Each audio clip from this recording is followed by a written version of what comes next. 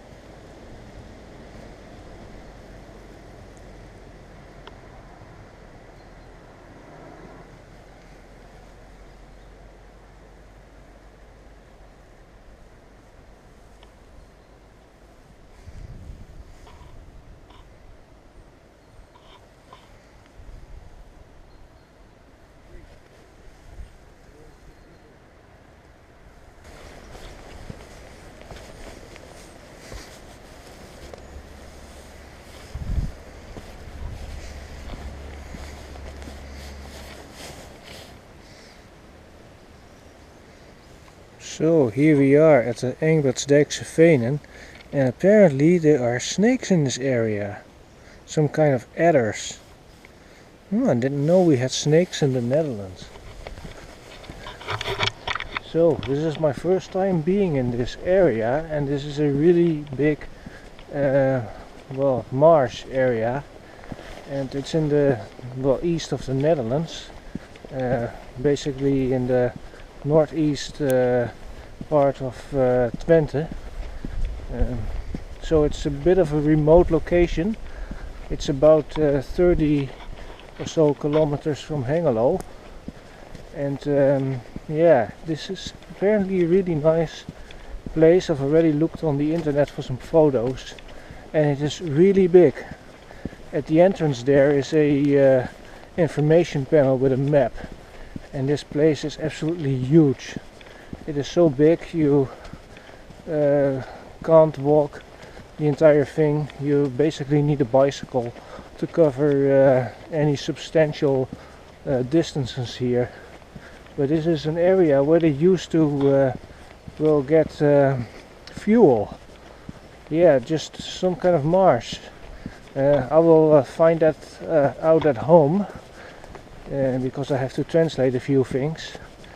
But in Dutch it's turfsteken. Hier halen ze veen vandaan vroeger. Met name turf als brandstof. That was a bit of Dutch. I'll translate that at home. But yeah, that's what they did here. They were sort of getting fuel. And this is a marshland that and it's a really wet area. In Dutch this is called a hoogveengebied. It's one of the few hoogveen areas left, and it seems to be pretty special. So let's have a look around.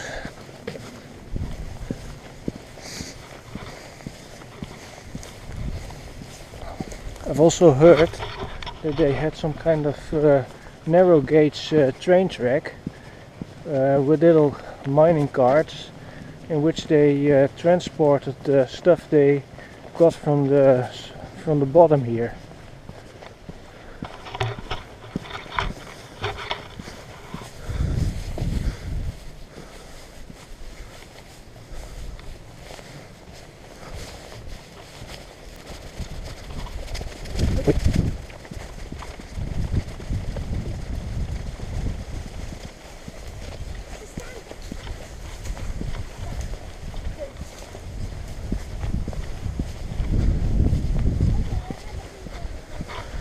Well, that was the first intersection. Now it's just a matter of where do I go? Well, you can easily get lost in this area, so I printed out a little map. It's only in black and white, but maybe it can get me somewhere. I've already checked out a potential route at home, so that I kind of have an idea where I'm going, so that I don't get lost. But interesting about this area is that it's really wet, and the vegetation is somewhat mixed with heather, or with something that looks like it, at least in some areas. And they have all sorts of bird species here.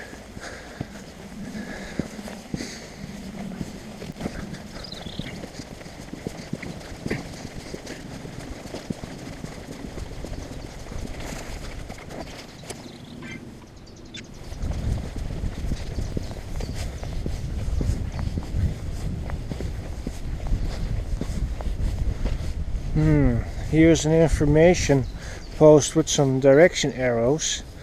Luckily I made some photos of the map at the entrance. The blue route is 4.4 kilometers. Then there is a red route that's 2.8. And the yellow is a cycle route, which is 1.3 kilometers apparently.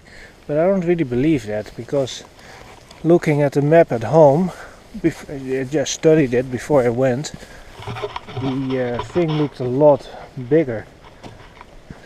So they must have combined some kind of smaller section, I guess,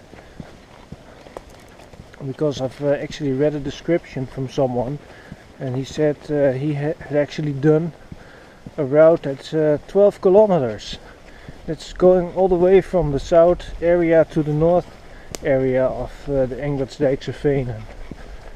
And well, it's about 5 to 6 kilometers across, so he probably went back and forth.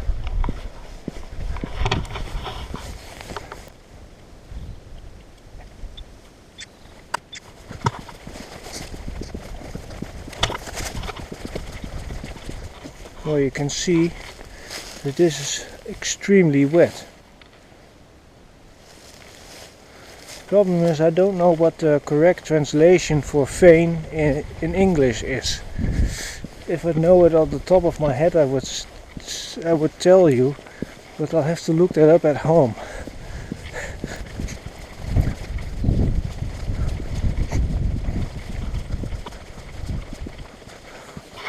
But later on there should be really large wet areas, just big ponds, large volumes of water, and that's where they dug out all the stuff that they used to heat the homes. In Dutch that stuff was called turf.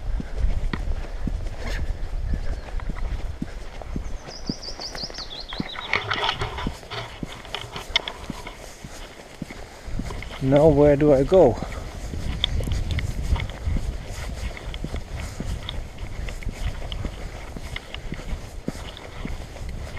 Maybe I should get my makeshift map, because I don't have a map of this area. I just printed something out from the computer. Alright, let's study this map. I started about here, and I'm wondering if I am here or if I'm here. I don't know, but yeah, I'm thinking I'm going about there and then go back. I think we're about here now, but I'm not entirely sure of that.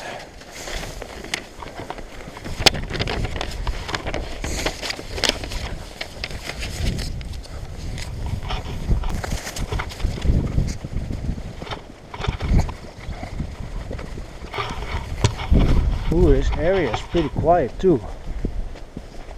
I'm only hearing some birds. But if you look at this place from Google Earth or Google Maps, you see that it's extremely large and that it's a very wet area. And for the east of the Netherlands, that is rather unusual. Oh, here you can already see how wet this is. This looks like canals, but I don't think they are really canals. They're just small patches of land with something wet in between. In the west of the Netherlands, these wet areas are much more common, but here in the east it's very unusual. Oh, just look at how soggy this is.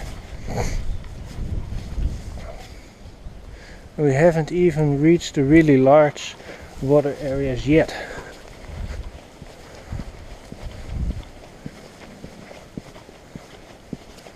Oh, it's getting busier with people over there. We've reached another intersection, and this really small intersection seems to end up in a field. I'm guessing that we are somewhere around here now, but it looks like there's more of those sort of pathways, so it could also mean that we are here. I don't know. Well, this says we should go straight ahead.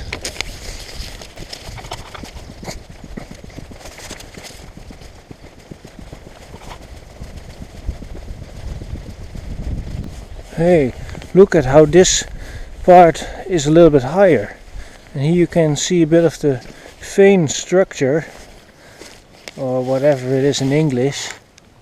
But this is pretty neat. This is worthy of a photograph. Just look at how unusual this is. I think this gives you a really good idea about the structure of this area and about Hoogveen.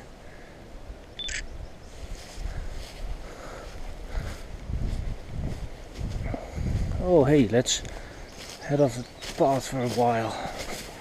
And let's check this out in a little bit closer detail. Oh, people have already littered the place with handkerchiefs.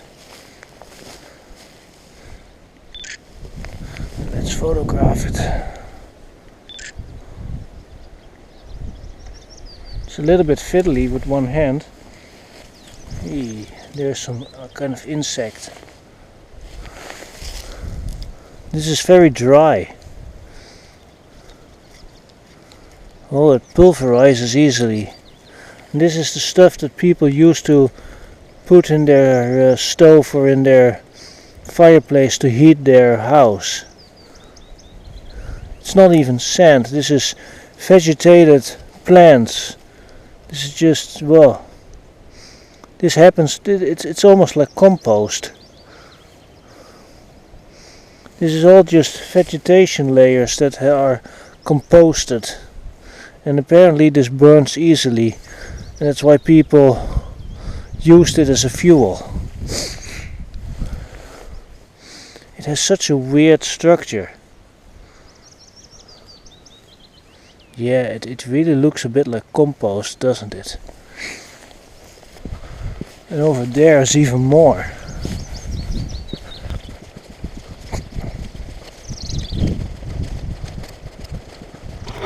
Unbelievable that people use that composted plant stuff as a fuel to heat their house. And that was until like the 1950s, 1960s, when natural gas became available. That's when people stopped using this. And all that natural gas was being, or is still being extracted in Groningen, in the north of the Netherlands, and that's causing earthquakes in recent years. And there's a bit of a dilemma, because the natural gas extraction means lots of cash for the government, but it also means that the people in the area kind of suffer from earthquakes. The natural gas really, well, came to a lot of benefit to most of the people.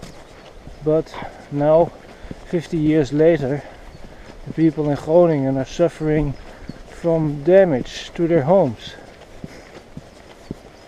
And now we may have to get rid of natural gas in the future.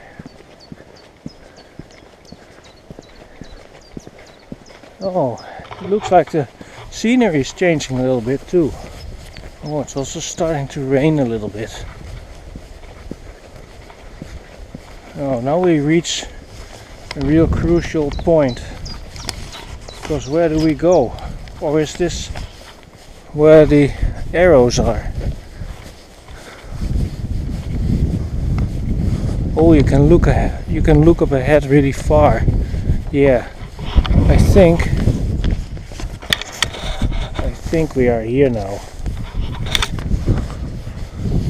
This means I should be heading back. Let's take some photos here.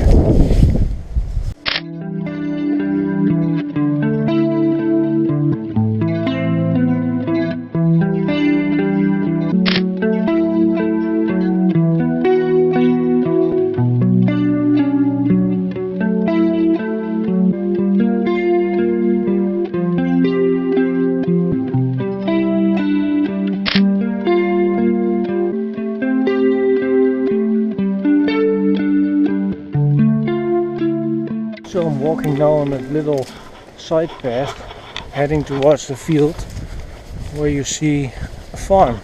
I'm just taking a little detour. Hey, there's even some kind of small pathway. But that's not what I'm after.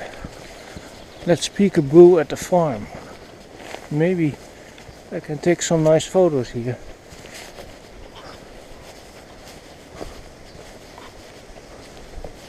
Just look at how straight everything is here. This is one long straight path, and I don't know how far that goes. It may actually go for quite a few kilometers, but it looks long. When I get home, I should do a screencast of Google Earth or Google Maps to have a look at these things, and then we can examine those things in a little bit more detail. There's some cows. Okay, that farm where I was just looking at is probably this here. The resolution here on Google Earth is not that great, but I think that particular path is about here, and I was kind of looking at this direction, and if you look closely, there actually is quite a long path here that goes across, or goes alongside here. Oh, there's somebody's photo. I wonder how long that is. It seems to be pretty long.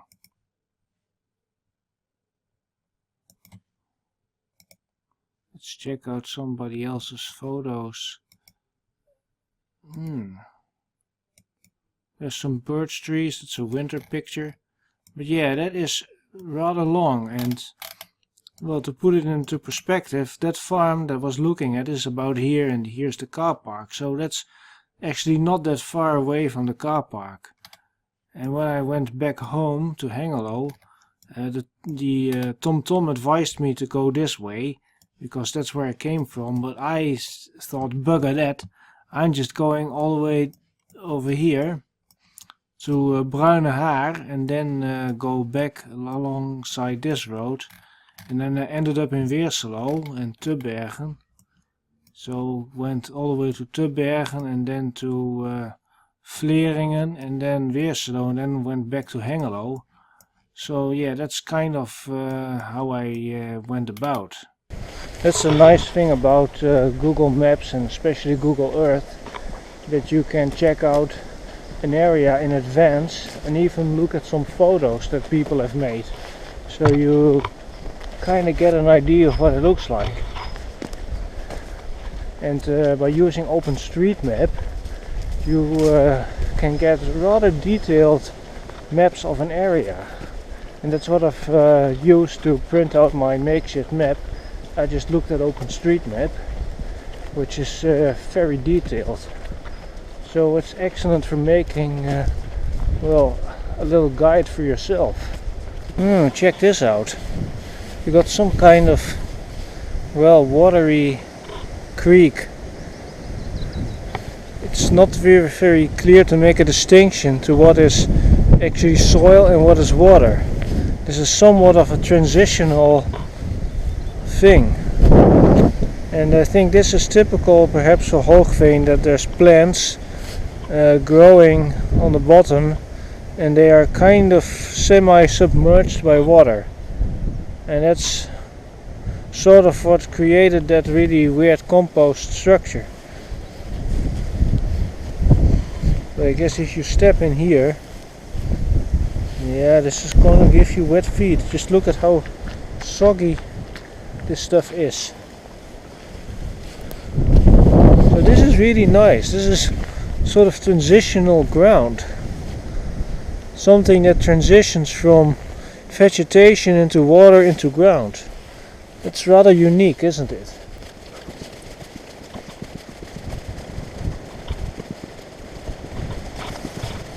And I think there was a fallen tree.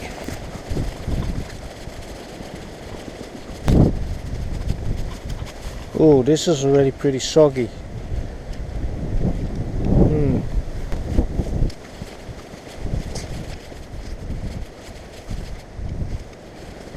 Again, there's no clear distinction where the ground ends and where the water starts. Ooh, check this. This is pretty wet. So now let's head here. I'm hoping the map is right. And let's check this out. This looks rather odd. It's almost like a corridor of rather low shrubs or really low bushes. At least it feels like a corridor. I've also heard that there's some kind of bird observation post in this area. Maybe we can find it. I hope I'm close enough. And this is so interesting because that is really wet. That's semi-wet and this is soil.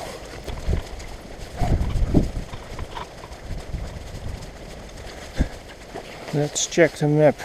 Well, according to the map, the bird observation post is pretty far away from here. Somewhere in that direction, a couple of kilometers, maybe 1 or 2 kilometers from here. I'm not going there. It's too far walking. But we are at an intersection right now.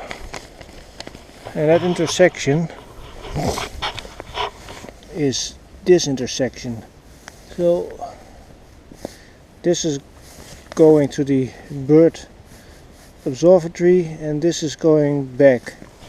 So bird watch thing is that direction, and that direction I think is heading back to where we started, which is where we should go, because yeah, just look at that. That can go on for kilometers and it's starting to rain, so I want to get back. Let's do that another time. Oh dear, it's starting to rain a little bit. Oh well, never mind, I'm prepared. I've got a somewhat waterproof jacket, so I should be fine.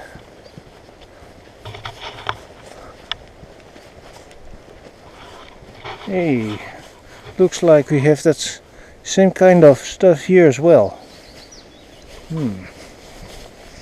And we are now at the intersection, and that intersection is here. So as you can see on that intersection, there's that bendy bit where we came from, and then there's the path, and this is the orientation of the map. And in relation to the real situation here, so the car park should be this way, and this is where we initially went. So car park is that way, and that's where we started. So let's go here, and yes, the map is right because there's the car park. So that was a bit of wandering around the Engbertsdijksvenen, at least a very small section of it. Maybe I'll do other bits in later videos, but yeah, this looks interesting. Definitely going to revisit this a few more times in other bits, of course, and then we suddenly have something watery again. Really bizarre. Well, this is about the area I've done, and only about, well, this. And as you can see, we barely scratched the surface of this area, because if I zoom out, see, this is many kilometers. About, well, from south to the north is more than 6 kilometers across, maybe even close to 7 or 8. And this is the car park. And then I went about here, and this is that farmhouse with that side path where you could look that way and that way. And this is where I kind of ended and headed back. But you see, it's much bigger than that.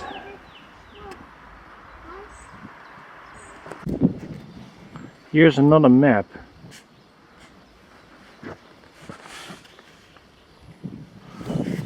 And you see they actually advise to wear rubber boots in some areas.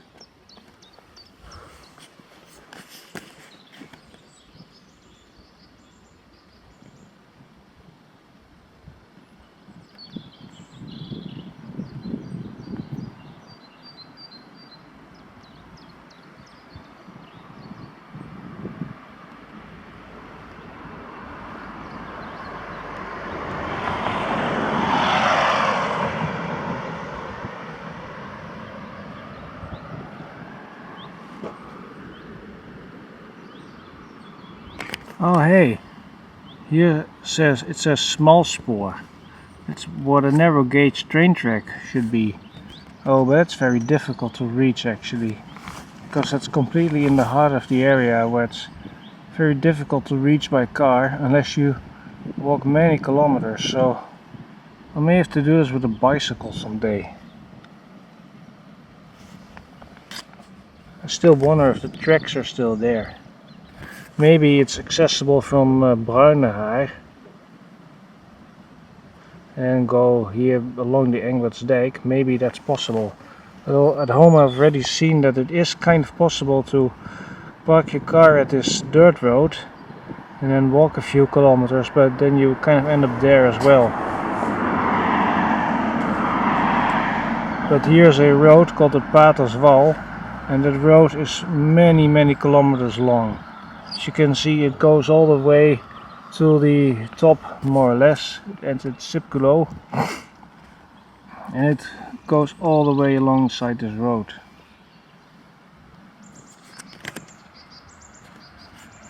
So maybe there is, I've checked it out on Google Maps, but there's never really a place where you can park your car. And that's a bit disappointing, because otherwise it'd be rather difficult to reach this. So finally a few photos of the peat layer, or the turf layer, as you can see. It's very dry stuff, and that was that fallen tree I mentioned, and well, I hope you enjoyed it, and thanks for watching.